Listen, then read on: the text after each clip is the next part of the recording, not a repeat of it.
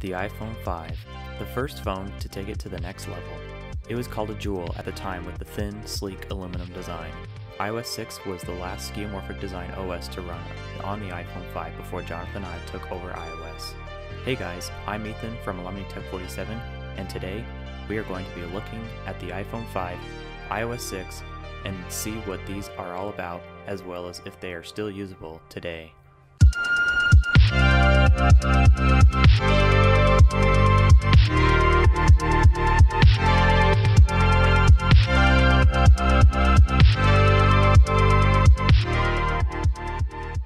Before we get started, make sure that you go follow me on Instagram and Twitter at AlumniTech47.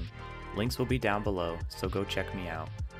The iPhone 5, as they said, was a jewel to all the other iPhones. I really like how Philip Schiller said that in the Apple event about the iPhone 5, because the iPhone 5 really was a jewel inside and out.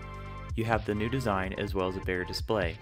You now have slate black and silver models with their matching glass bars on top and bottom of the phone on the back. My personal favorite of the two is the slate black color because of how sleek it looks, and that is the one I have here. Let's dive into the outside features of this phone.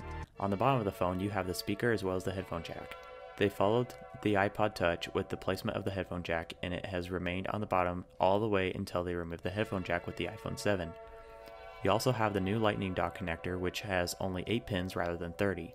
People were not very happy with the new connector in that they couldn't use their iPod accessories anymore, but this died down fairly quickly. On the front, you have the same home button as before. Apple would make one more iPhone with a classic home button before completely turning to Touch ID home buttons.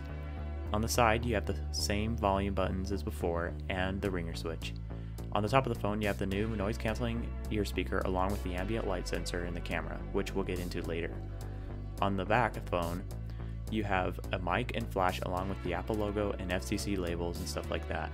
The screen, which covers the majority of the front side of the phone, is now 4 inches rather than 3.5 inches. It is now a full 16:9 ratio, so you can now enjoy movies full screen without cropping. The screen is now 640 by 1136 resolution, which is about 326 pixels per inch. The colors of the phone is slate black and silver, like I said, and although the slate black looks nice, it rubs off over time with hardcore usage and scuffs off when dropped. Apple did fix this by having a lighter space gray color on their newer iPhones. The inside of the phone is equipped with a new dual-core A6 chip as well as 1 GB of RAM. The A6 chip is the last chip made by Apple to be only 32-bit.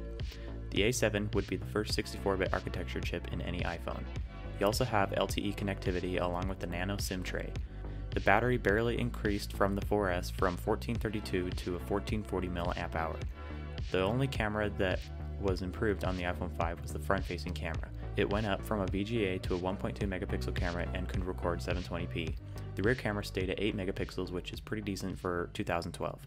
I'll show you everything that this iPhone 5 can do with the camera right now.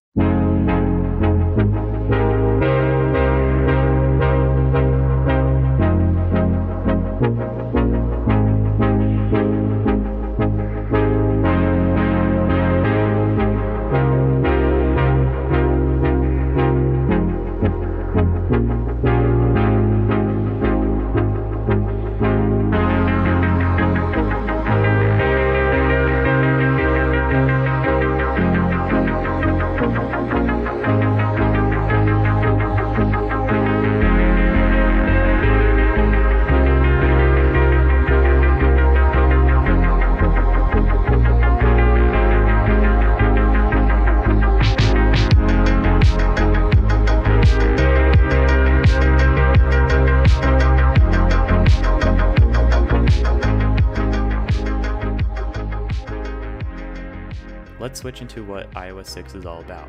It looks the same from the previous iOS 5, but a few things are switched up. You no longer have the YouTube app built in, since by now Google is a competitor with Apple rather than being with Apple.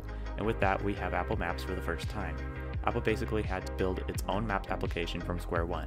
Plus, they wanted it to have its own little quirks that Google Maps didn't have at the time. Although the presentation of Apple Maps was excellent, the user experience wasn't. It was unreliable as it didn't know as many roads as Google Maps, and the 3D just looked terrible in some places.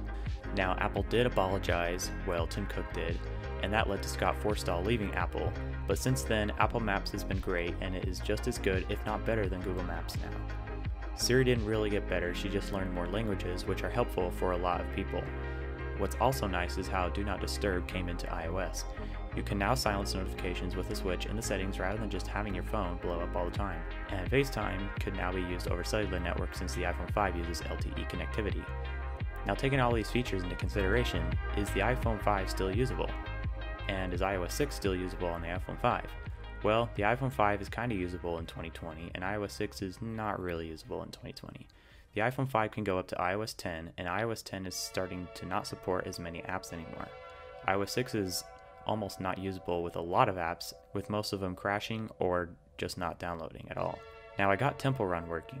The iPhone 5 games really well with the screen being just the right size and the performance doing well for not only Temple Run but also loading websites.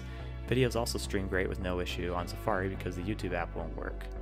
iOS 6 was also the last version to have the nice cover flow feature in the music app. I personally love this feature and I wish Apple can bring it back. My AirPods connect to this phone totally fine since the iPhone 5 has Bluetooth 4.0. So although I would say that this phone is usable, you probably shouldn't use it today. Get something like an iPhone 6s if you want something that at least works fully. And I think I've had enough talking about the iPhone 5. Thank you for watching my video. Make sure to leave a like and consider subscribing if you like what you see. If you do subscribe, hit that bell icon so you don't miss a single video. I promise I won't blow up your phone. Also, comment down below if you think the iPhone 5 was the best design. And if you would like to, follow me on Instagram and Twitter at alumnitech47 because I do not have enough followers. Again, thanks for watching, and I will see you in the next video.